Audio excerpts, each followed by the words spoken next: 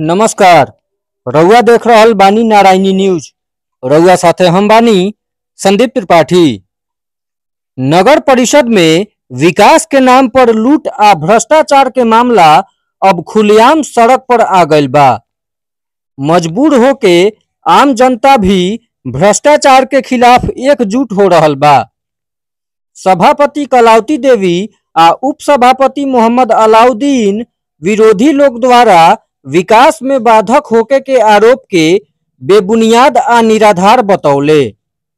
एह मामला में सभापति कलावती देवी के नगर परिषद के आम जनता का बीच जारी वीडियो खूब वायरल हो रहल बा। नमस्ते, प्रणाम। मैं साहेबगंज के सभापति कलावती देवी आप सब जनता से निरोध करती हूँ कि जो हो रहा है अत्याचार उसमें आप हमारा सहयोग करें, क्योंकि ये लूट खसोट आज से नहीं बहुतों साल से चल रहा था, लेकिन इसका विरोध करने वाला कोई आया नहीं। हम जब आए तो हम पर देखिए कितना आरोप लगा हुआ है। ये साहेबगंज का जनता जो है यदि हमारा साथ दे तो उसका हक उस तक पहुँचाने के लिए हम समर्थ हैं। और जनता भाई से और बहनों से हमारा निवेदन है कि आप में एकता होना चाहिए। जब तक एकता नहीं होगा कोई आपको सहयोग नहीं करेगा। जो भी कोई आएगा लूट खसोट करेगा चला जाएगा। हम लोग का क्या है, हम लोग इसमें कौन रुपया कमाने के लिए नहीं ढुके हुए हैं। हम लोग इसमें ढुके जनता का सेवा करने के लिए। रुपया कमाना कोई बड़ी बात नहीं है। हम लोग तो हमारे गुप्ता जी जो अपना बाहुबल के ताकत से जो कमा दिए हमारे बाल बच्चा के लिए, हमारे लिए उतना ही काफ़ी है। अब बचा खोचा समय हम चाह रहे हैं कि जनता के सेवा में दे, लेकिन ये लोग हमको सेवा करने नहीं दे रहा है। ये लोग हमको कभी हमारे पति पर लांछन लगा रहा है, कभी मेरे बेटे पर लांछन लगा रहा है, कभी केस मुकदमा करवा दे रहा है। जो नहीं चाहिए सो करवा दिया हम लोग पर।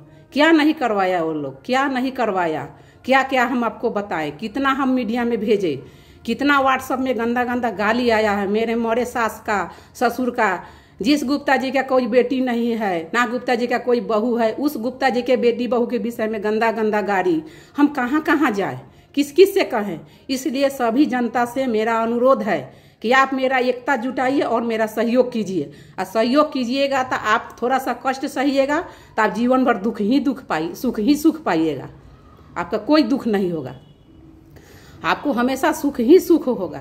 इसलिए सभी जनता भाई बहनों से निवेदन है कि आप मेरे इस आंदोलन में साथ दे और आगे चलने का सामर्थ्य दे, क्योंकि हम बहुत कुछ करना चाह रहे हैं। कि मेरे पास 48 साल तो बीत गया, अब नहीं जाने कितना भगवान टाइम दिए हैं नहीं दिए हैं तो ऊपर वाले बताएंगे।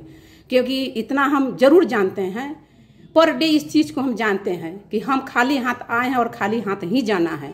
इसलिए मेरे पर इतना लांछन लगाया है। अगर जो लांछन लगाने वाला में दम है तो हर जगह से जांच बैठाए, सब जगह से जांच बैठाए और सब जांच कमेटी वाले को बोले कि हमारे ऊपर सब जांच बैठाए और जांच बैठा करके ही आगे मैं बताए कि हमने क्या गलती किया है, नहीं गलती किया है।